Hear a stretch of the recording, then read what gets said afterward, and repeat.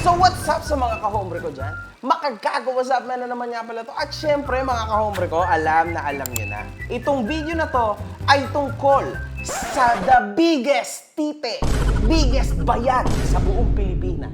Na walang iba kundi si Etits Mars. Eto yan mga kahombre ko ha. Game tayo, game. Bali, itong video na to, mga kahombre ko, itong video na to ay yung honest review ko kay Etits Mars. Okay? Ito po yung pinaka prangkang review kay Etits Mars. Una sa lahat, meron siyang video na mas mabuting maging single kaysa mabuhay sa kahirapan. Real talk, Etits Mars, ikaw ay nananaginip lang. By the time na sinabi mo na nagsabi ka na kung ako'y magiging babae, kung ako'y naging babae, kung ako lang sana ay babae, automatically, it's all a fucking dream. Panaginip mo lang lahat ng yan. So, you are emerging as sa dream mong tanga ka. No? So, sige, sasakay kaming lahat sa dream mo para lang may makontent tayong lahat, no? So ngayon, sinasabi mo mas mabuting single kaysa mabuhay sa kahirapan. Well, Etits, hindi lahat tulad mo. Hindi lahat tulad mo na kayang lokohin ang sarili niya. Ay, alam mo na yun. Double meaning yun, ha? Kasi, what if, tulad ko, ha? Example, hindi naman ako pinanganak na mayaman. Kaso lang, yung asawa ko was born that way. Di ba? So, bakit ako pinili ng asawa ko? Kasi nakakita siya sa akin ng potential na malupit ako maghawak ng pera, na may alam ako pagdating sa negosyo, tapos competitive ako sa life. Gets mo, Eti?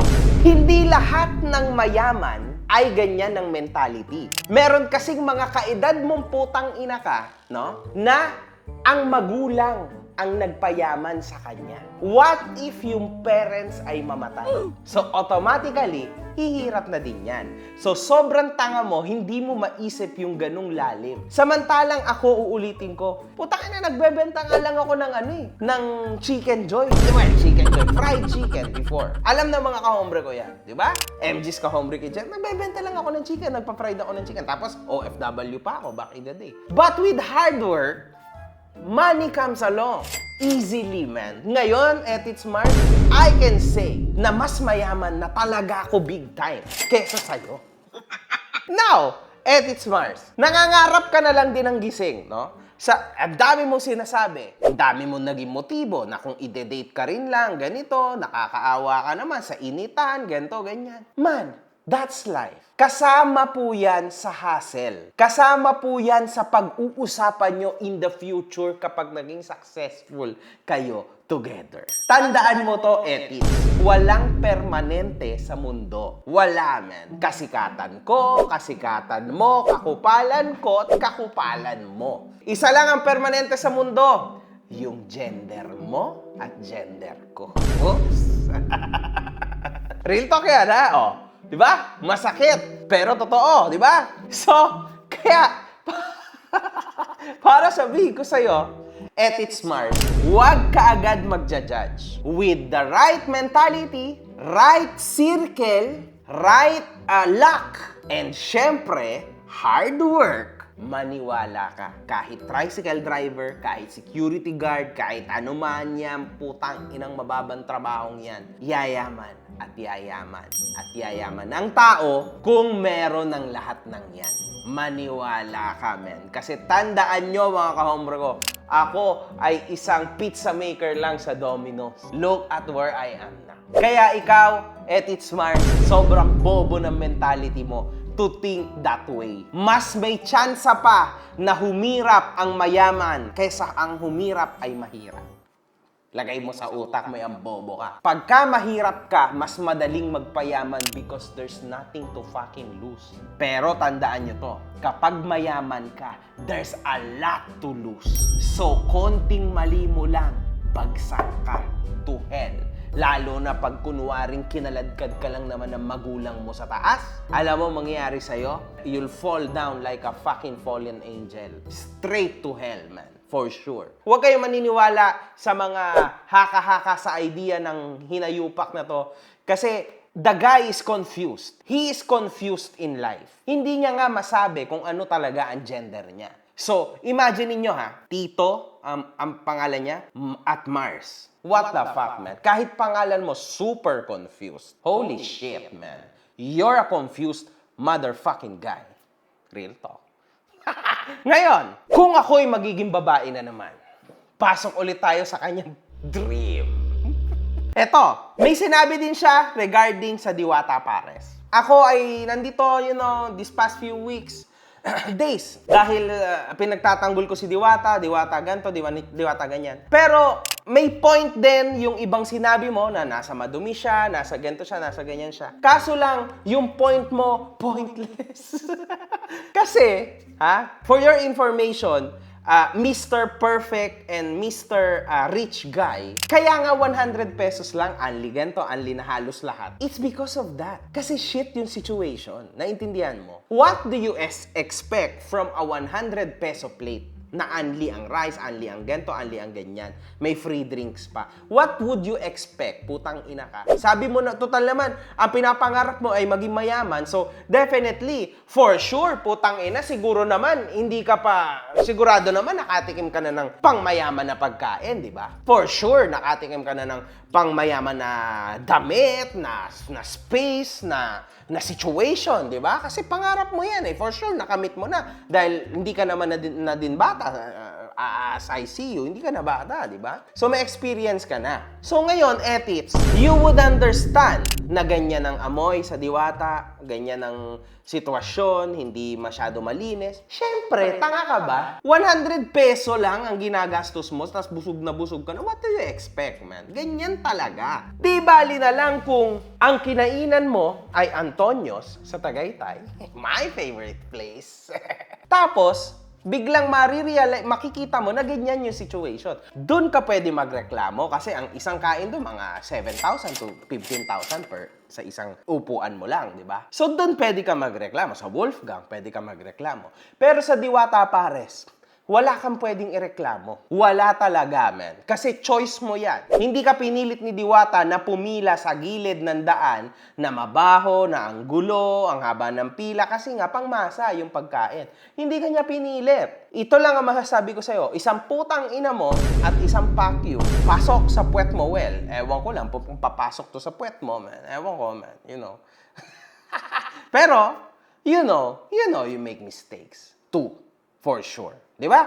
Maling-mali yung stupidong comment mo regarding dyan. Meron ka pang nasabi, pagka walang pera, hindi mo yan kay para i-date. Kasi wala silang kwentang tao. Yan sinasabi mo, di ba? So, walang kwenta para sa'yo na i-date at mahalin ang taong walang pera kasi ayaw mo maghirap. Tas sa initan ka maglalakad-lakad, tas pakainin ka lang ng fishball, kikiam, tas lakad-lakad kayo sa park. Well, for your information, Tito Mars, ako na nasa taas ako ngayon, how I miss doing all these things. Alam mo yon, super miss ko. And for sure, hindi lang ako. For sure, kahit sila Ramon Ang, kayo matataas, for sure they miss this kind of situation na hindi na nila magawa ngayon. Ako nga lang, ako lang to, si MD, hindi ko na nga magawa yan, di ba? Isipin mo yung ibang tao, hindi na rin nila, yung mayaman, hindi nila magawa yan. That's a dream. Kaso syempre, ikaw nangangarap ka ng gising, yung dream mo is different. Yung dream mo would be, makahanap ka ng isang prinsipe na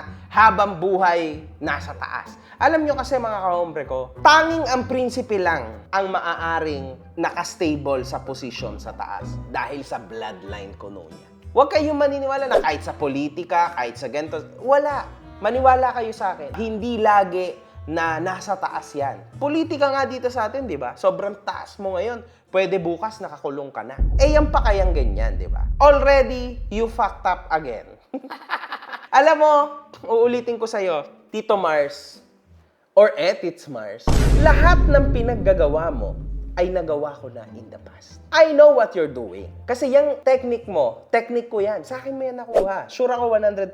Ako lang naman ang original na gumawa niyan. Na lahat ng tidal wave ay nasa right, pupunta ako sa left. Kahit ako yung mali, it's okay kasi benefit mo yan. Benefit ko yun nun. Lahat ng tao ay pro, ako lang yung nag-iisang against. Tas ako, nasa akin lahat ng bash, nasa akin lahat ng attention. But Tito Mars, that won't work sa era ngayon. Yung era nun, it's okay. Tingnan mo kung saan ako nadala, di ba? Nung era ko na yon. Pero ngayon, it's over, man. A lot of people are doing that already. So, binago ko ngayon yung way ko. Ngayon, marami nang matututunan ng mga tao sa akin. Ikaw, nandun ka pa rin. Eto, suggestion ko sa'yo, ha? Una sa lahat, sobrang bobo mo. Sobra ang pagkabobo at pagkatanga mo. Kasi actually, medyo yan din yung naging mistake ko nun. Kaya ako naunahan ng iba't ibang mga vloggers. Makikita mo na agad sa sarili mo ang sagot. It's Mars. Una sa lahat, ilan ang Facebook accounts mo? Ilan ang TikTok accounts mo, di ba? Kasi lagi kang nababan. Ganyan ako dati. So, hanggang sa nanawa ako, nag-YouTube na lang ako. Ang problema sa'yo, It's Mars, hindi mo kakayanin ang mundo sa YouTube because it's a tough world. There, hindi ka na makakakuha ng easy views. So, panghihinaan ka ng loob. So, dun ka na lang sa easy platforms. Tulad ng Facebook, tulad ng TikTok, di ba? Kaso lang, lagi ka mababan. Kasi tanga ka nga, di ba? So, anyhow, hindi mo mamonetize yung sarili mo. So, you will be forever in that stupid bed, in that stupid room of yours, di ba? Nang wala kang kinikita because you're being stupid. And obviously, tanga na bobo. Yan ang mali ko noon, It's Mars. Unfortunately nga lang, well, luckily for me, that was a different era rather than sa era na ngayon, di ba? Kung saan dati nagkaroon ako ng chance because of me doing all of those shitty things. Nagkaroon ako ng chance kasi ako yung unang gumawa. Eh ngayon, wala na. If you live in your dream world, i-expect mo na pangarap na lang din lahat ng pangarap mo. Maniwala ka, man. Kasi yung pera na inaasam-asam mo, na iniisip mo, that will be just a stupid dream. Walang magiging totoo dyan. Maniwala ka sa akin, man. Kasi first of all, na pinasok mo yung ganitong tipo ng mundo, ang makukuha mo lang is kahit papano maalala ka lang ng tao, but there will never ever be a recognition. Pero ma-realize lang ng tao, okay, ito yung puta nga, ito na naman. Hanggang dun ka na, tapos ibaban ka, re-report ka, wala na, GG na, wala ka na ulit page, gawa ka na ulit ngayon.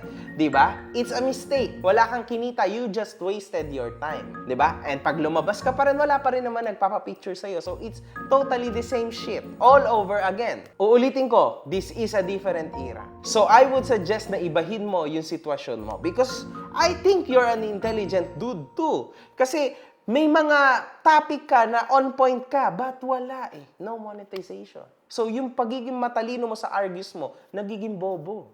Wala na eh. Hindi mo ma-apply sa sarili mo. You're a complete disgrace sa ginagawa mo, no? Wala. It's over. Tangina. It's Mars. Now, it's fucking deep. Mas deep pa to sa pinuwitan. Kaya, kung ako sa'yo, use your freaking head, no? Pag napanood mo to, and isipin mo yung mga rights and wrongs na sinabi ko sa'yo. Maybe it's time for you to change. One love. Good fucking vibes.